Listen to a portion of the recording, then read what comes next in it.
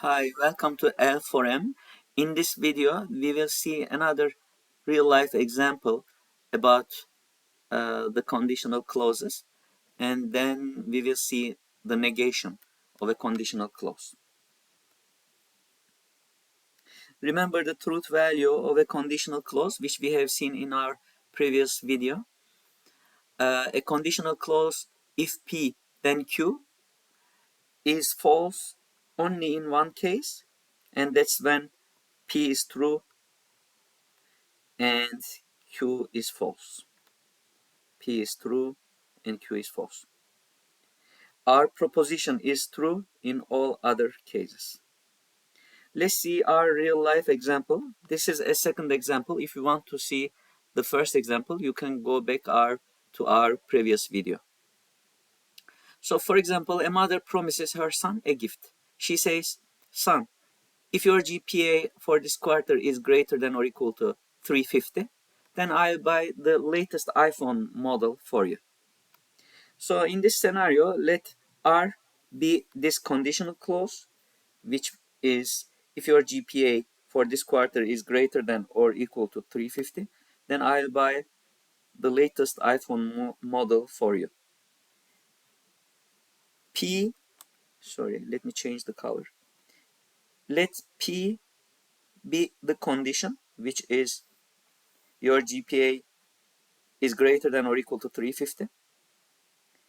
And let Q be the consequent that will follow, that we expect, the son expects. The mother will buy, I will buy the latest iPhone model for you. Okay? So mother says that if this condition is satisfied, this will be the consequent that follows. Okay. In our truth table for our conditional clause, we will see the cases where P is true and false, Q is true and false. Let's write these four cases for P and Q.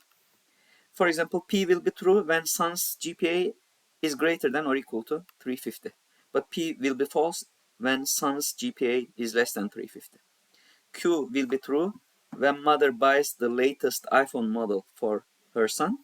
And Q will be false when mother doesn't buy the latest iPhone model for the son. Let's check each of these four cases in the following pages. First case, when condition is satisfied, when P is true and Q is true, consequent follows. In this case, we expect that R should be true, right? If P, then Q should be true. So, son's GPA is greater than or equal to 350. Mother buys the latest iPhone model for her son. So here we see that the mother keeps her promise, and we have a happy end for our scenario. The second case, the condition is satisfied. P is true, which means son's GPA is greater than or equal to 350, and consequent does not follow. Q is false.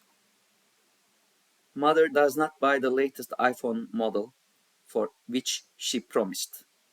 Mother promised, but she didn't keep her word. Son is frustrated. We have an unhappy end for our scenario. Son is frustrated. Mother didn't do what she said, what she promised. That's why our conditional clause R is false here. Our third case, condition is not satisfied. Remember, when condition is not satisfied, regardless the consequent, truth value of the consequent, R is always true. Here, it's the case where consequent follows, although condition is not satisfied. So P is false means son's GPA is less than 350, but consequent Q still follows. It's true. Q is true. Mother still buys the latest iPhone model to her son. For example, mother says, "Son, although your GPA is less than 350, I know that you made a great effort. You worked really hard and you made a huge progress. I'm really proud of you, honey. I appreciate your hard work. That's why I'm rewarding you. I bought the latest iPhone model for you, which you have wanted and waited for so long. So you see that scenario has a happy end again. Mother is not breaking her word here because she only said that she would buy the latest iPhone model if the GPA was greater than or equal to 350, but she didn't say that she wouldn't buy it if it was less than 350, right? So the scenario completely makes sense and it's logical. We have a happy end, so truth value of R is true. Okay, the last condition, uh, the last case, I apologize. The condition is not satisfied again, and the consequent didn't follow. So remember, we said that when condition is not satisfied, regardless the truth value of the consequent, R, which is if P then Q, R conditional clause is always true. So if condition is not satisfied, uh, consequent may follow or may not follow. This is the case where the consequent does not follow. Son's GPA is less than 350. Condition is not satisfied. Q is false. Consequent didn't follow, so mother didn't buy the latest iPhone model. For example, she said, "Son, I know that you worked hard, but since your GPA is less than 350, I didn't buy the latest iPhone model for you. You know that it was a little over my budget, but I still bought you a new iPhone. That's just the previous model, which you also like too much. I believe that it will also make you happy." And she still buys an iPhone, which is better than the son's current iPhone, but just not the latest model. R is still true here.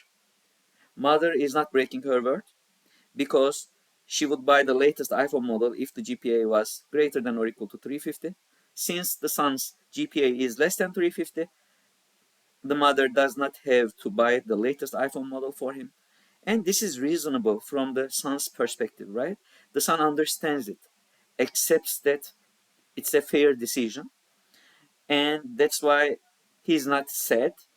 He's still happy with the gift he's getting from his mother, because the gift he received is still a better model than his current iPhone. This is still a happy end, at least not an unhappy end, right? That's why R is if P then Q, R conditional clause is true here. So let's see negation of if P then Q, negation of a conditional clause. Remember that this is the only case when a conditional clause is false, right? That's when P is true and Q is false. So this case, when we have P and not Q, P and not Q, P is true, Q is false, means P and not Q.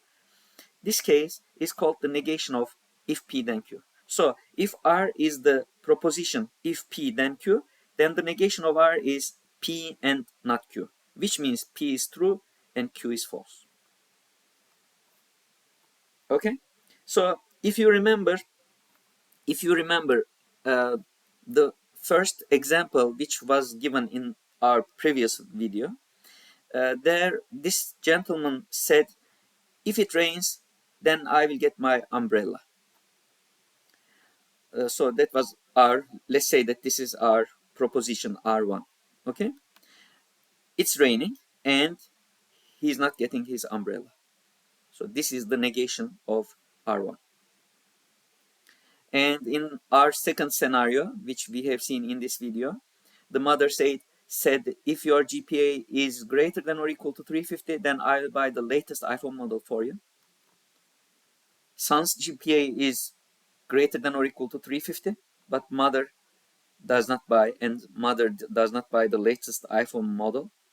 That's the negation of this second proposition, R2, because the mother, she didn't keep her promise, and in the first scenario, the gentleman didn't do what he said. Okay, I hope that it makes sense, it's understandable. See you in the next video for finalizing and talking about proof by contradiction. Thank you. Stay with us. Please follow us. See you next video.